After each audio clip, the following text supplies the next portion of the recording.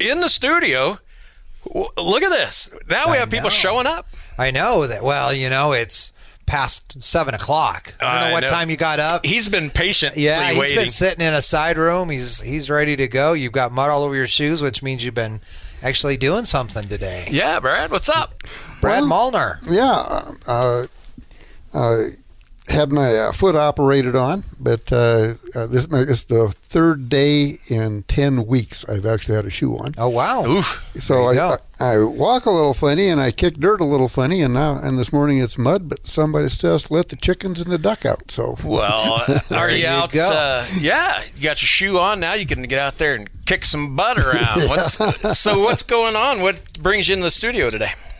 Well, a couple of days ago, the Interim Committee of Revenue for the legislature met and voted on whether or not they supported CI 121, the Cap Your Montana Property Tax initiative. And the reporting on it in the Gazette was accurate. They voted unanimously that the people should not be able to vote on tax policy in the state of Montana. And much of what was said, I watched the video, was accurately portrayed. The problem is what was said was not accurate. There is nothing in the initiative itself that raises a tax on anyone. It's simply one of the complaints that they say is that something like this should not be in the Constitution. Let the legislature do it through statute. Article 8, Section 3 is amended by this. It's in the Constitution.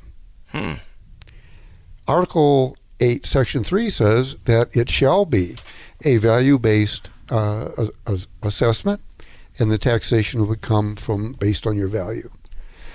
And so if you don't get into that, you can't make real change. Why would you make real change? Let's take, this is like yesterday, I think, in the paper, in Missoula, a house that was $300,000 a year ago is $700,000 this year. Lord. Well, that valuation increase goes on all homes, even if you've been there for 20 years. So your taxes double. Without any money to pay for it.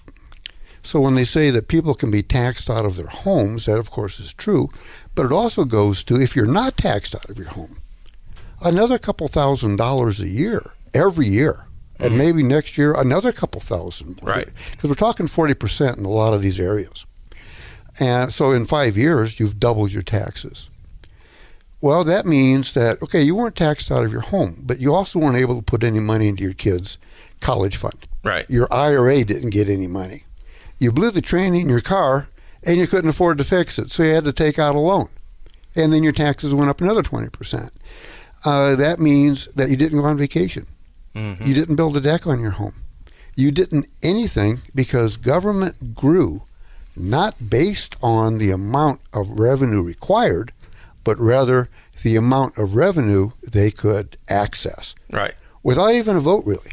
Right. Just went up, and this is our way of doing it. The legislature didn't have to vote. So they get a lot more money. Wow. Let me tell you how much more money and how insidious this is. We passed in the last legislature, I voted for it. I voted for it in the 90s to exempt the first $100,000 in value on equipment for many businesses from taxation. So then, 20 years later, here comes another bill, make it $200,000. I vote for it. Then it comes back amended, make it $300,000. I vote for it. I'll always vote for a tax break. But it says in the bill that local government shall be held harmless in this, which means the money has to come and be backfilled. Well, I asked, because I'm on the Senate Tax Committee, so I asked the Director of Budget and I asked the Director of Revenue, where's the money coming from for all this government building we're doing? Ag was flat, dry land, irrigated, grazing. Timber was flat. Tourism was flat. Coal, natural gas, all natural resources were flat. Yet and because of COVID, a lot of businesses were shut down. Mm-hmm. People weren't working. Where's the new money coming from? And they were joyous. They all had the same answer. From increased property taxes in the state of Montana, both collected and estimated. So people that are just sitting there trying to make a living are paying the taxes of businesses, and we're celebrating it. How'd they come up with this amount of money that they're trying to raise with this? I mean, was this just something they pulled out of the air, or did they have a plan and they're like, that's what we need to fund it? Well, to say that government had a plan would probably be an overstatement of capacity. For years, decades, the valuation and the mills that are applied happen pretty much automatically. There might be the occasional little vote here and there, but by and large, it's an automatic collection. It just happens. You get your tax bill, you pay it. It's not like many taxes where you get some exemptions, corporate income tax. You get to take off the cost of doing this, the cost of doing that, and somebody didn't pay you, and so that's a loss. No, it's not a matter of you had a divorce and there's no money. It's not a matter of you had a sick kid that wasn't covered by insurance and you needed to take out a loan against your house actually to try and keep them well. It's a matter of your values went up. Well, why'd they go up this time? Because the cost of plywood went up and some yahoo down the street built a new house, so his value was up. So your taxes went up. So everybody's went up because of that one. Yeah, because of anything. Because a lot of people moved in from California. Right. They made a $300,000 house a $700,000 house. When they did that, the income requirement to buy a single-family, single-story home went up from $77,000 to $170,000. Well, so when somebody has two more kids and need a bigger house, how are they going to buy it? Yeah, they can't afford that. So the small part we can control is the taxation, and simply limit the growth in taxation on established homes. And that's all CI 121 does. Laura from Big Fork. Laura, what's on your mind? Hi there. I just wanted to touch base because I found out about CI 121 because I'm a licensed agent, and the first thing that I saw come out on it was something against it. And my association, which is NMAR, is one of the parties that sued to stop this, to stop our voices from getting on the ballot. And I'm just thoroughly disappointed with realtors in general and their behavior. They're just going behind whatever their board says. No one asked us. No one, when it first came out, this was the thing that bothered me the most. Their first shot over the bow was that they didn't like that it was a constitutional amendment, and they said the quiet part out loud. They said that this was going to cut into their listings and drop listings by 50%. Because people wouldn't be able to afford a new home because they couldn't afford the new stepped-up tax basis. I'm not sure why we're paying taxes on unrealized gains in our property ownership as it is. It's not like we get 30% more services every year when our taxes pop up. So I'm just asking that everyone listening pay attention to those agents who are behind this, who are supporting this, and the ones that aren't. Because when this comes down, when on July 1st you get your tax bill, and your tax bill has jumped 50, 60% over last year because this one's going to be ugly, keep in mind who is against this. Yeah. Well, I want to thank you for paying attention to this and doing your homework. That's kind of been the theme today is educating ourselves about what's going on around us. I appreciate your call. We're going to get back to Brad and let him tell us a little more about it. Thank you very much. Yeah.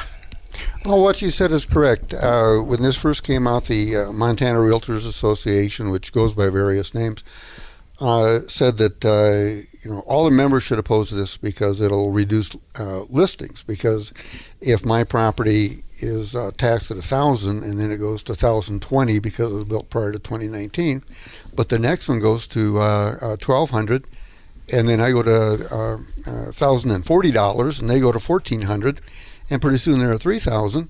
Somebody says, I can't afford to pay the higher taxes. I'm going to stay in my home. Well, that's not why people buy homes. They buy them because they had another kid. They buy them because they made better money. They buy them because they moved here from California and they got a sack of money that it's molding away faster than they can spend it. So in no state, and there's like 34 of them that cap property taxes in methods very similar to this. In no state has that happened. They're lying to their own members. Mm. Let's take a look at the other people that are against this. The Gazette called it, apparently to try and build the idea that this was bad across the board, they called them disparate. Then on one hand, you have the Montana Federation of Public Employees, you have the FLCIO, you have the Human Rights Network, and on the other hand, you have the Chamber of Commerce, and you have the Realtors, and Montana Farm Bureau. Well, what do they have in common? It's not that they're not disparate. Even CPAC said that the many of the bills supported by Montana Chamber of Commerce were, and I'm quoting, cronyism. Okay, so here's all this extra money in the state coffers strictly because of excess property tax collections. So they take it back out and give it to their members. The legislature gives it to the members of the Montana Chamber of Commerce for training employees. Well, since when do large oil companies need my help in training a guy? They're going to train him and hire him anyway. Right. And it says right in that particular bill, in 2025, we will study the damage to taxpayers this has caused. It says it in the bill. Okay, so they are shoveling money to those guys. Well, who are those guys? In almost all cases, they are members of PACs that fund what's called the Jobs for Montana PAC, which is a PAC set up by apparently Lou Jones, who's head of the Solutions Caucus PAC. So if a conservative Republican challenges a Solutions Caucus member who's shoveling money to these guys, then, as they did in my case, $50,000 worth of third-party stuff comes in against the conservative, who will not vote to ship this money to members of the Montana Chamber of Commerce. They're all members of that. Of the Montana Builders Association or Contractors Association, the hospital associations. All of these guys take tremendous money, and if you threaten that, because the money that's collected that doesn't go to local government goes to the general fund and then it's redistributed to these people. That's why these people are against it. It reduces their capacity to take money from taxpayers and shovel it to their members, and therefore have an umbrella of protection over the legislators that will do it. So, one of those things that we've been talking about today is just educate yourself and find out the pros and the cons. There's good and bad sides when you start the citizen initiative process and unintended consequences and things like that. So I think the big takeaway from this, everybody has a perspective on who's winning and who's losing and what the advantages or disadvantages are. CI 121 is something everybody needs to research and understand all of the ramifications, but I'll also say play the long game on this and understand the pros and cons on both sides, whether it passes or doesn't, and where it's worked or it hasn't worked, and play that out, because there's other agendas at play on both sides of this on whether it passes or fails or things like that.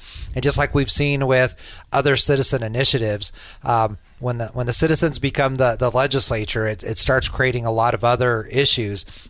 We just got to make sure we're not making things worse with an idea of trying to make things better, and just try to work our way through this would be my suggestion to everybody. Well, I would have to agree with the part about there might be unintended consequences. I think that what's happening now is an unintended consequence of the system that we have.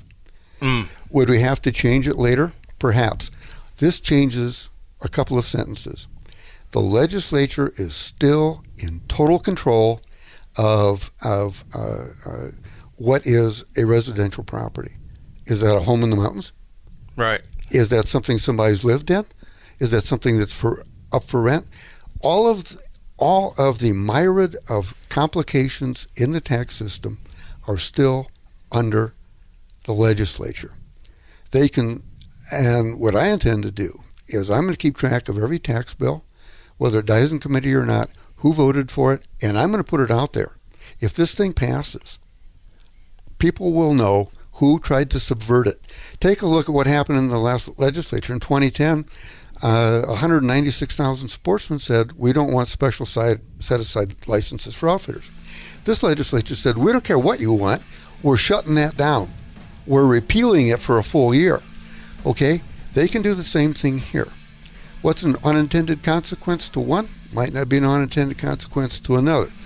So that system will play out. But you can go to capmontanapropertytaxes.com. You can read the entire verbiage.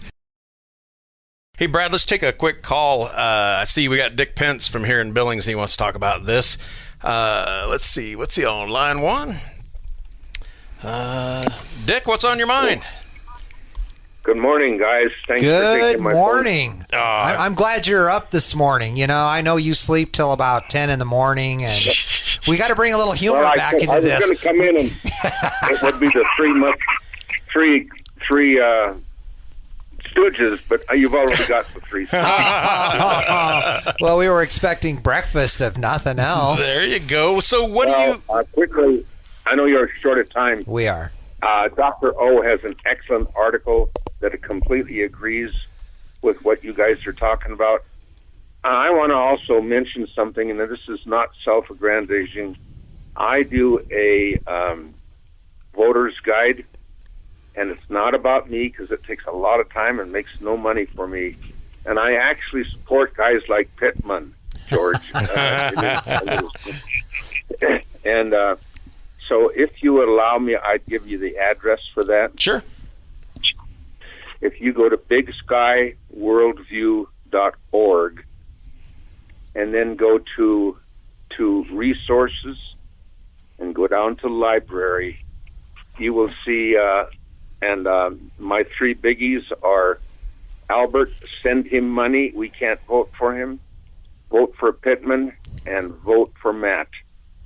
I also have some guys from Missoula and Bozeman I'm backing, and especially a long dissertation on the Billings School Board. So nice. It's not about me. It's just about helping people vote, and I'll shut up and wish you three Stooges the best. Thank you, man. You have a great weekend. This is great to hear from you. Thanks for calling in. Talk to you later. You know, I always like getting Three calls Stooges. from him. I know. Wow. He talks like he knows us. I know. I'd have to talk to him. He's right 66% on this one. That's about right. That is right. So as we're going to start wrapping this up, CI 121, is there somewhere a resource that people can go to learn more about this? Yeah, just go to capmontanapropertytaxes.com, and the fiscal note is on there. You'll see that everything that everybody's saying that here's what's going to happen is actually listed in there as we don't know what's going to happen, because you don't know what the property taxes are going to be in 5 years from now, right? Or local government needs, if somebody gets burned down by a forest fire or not, right? So the fiscal note shows that almost all of this money is general fund. It's really not talking about local governments. Specials are in there. Local governments get a kickback on this, but what they don't get stays in. You can call me. I'm a state senator, Brad Molnar at yahoo.com. I'll answer back. Those that oppose this have right now almost $100,000 war chest. They've hired PR firms as to how to phrase this. And all we have is about $900 and a half a dozen people that are brainstorming, trying to figure out how to get signatures. We need volunteers. We need people that will take and put a brochure in somebody's door that says, sign here, mail it back to us, and we got a signature. Right. We need help because the people that are against us are well funded. They're using your money to defeat you. And this goes to what Dennis was talking about, and this is part of what the opponents are using and part of what I use. And that is should the citizens get involved in legislative process? If anybody's been before a legislative committee, they say, okay, look, we got 4 bills today, 2 minutes for the opponents, 2 minutes for an opponent, no more than 30 minutes next. Okay, this will be debated far and wide for 6 months. This will be the most knowledgeable vote you ever cast in your life. This is the way democracy works.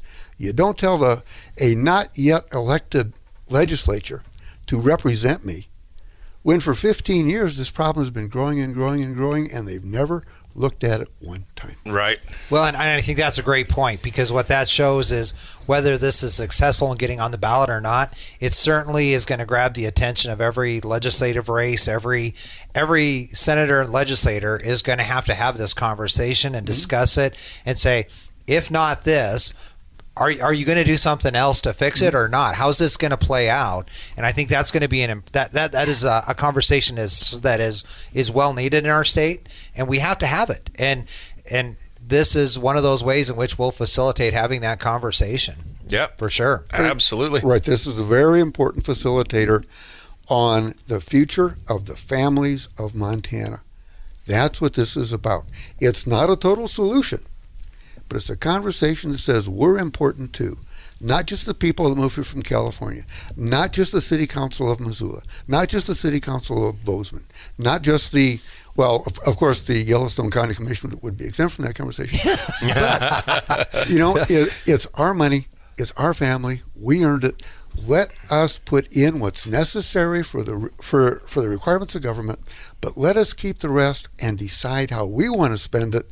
We earned it. Right. Absolutely. So, George, we're at the end of 4 hours of the George Blacker Dennis Pittman comedy show. I don't know where all the time went. We're going to have to talk about this road comedy tour. We had 2 supporters that really thought we were pretty funny today. That's it. Well, hey, Brad, I want to thank you for coming in and sharing that with us. And I encourage everybody to get educated. Educate yourself about what's going on and take an active role in it. Brad, thanks very much. Have a great weekend. It was my pleasure.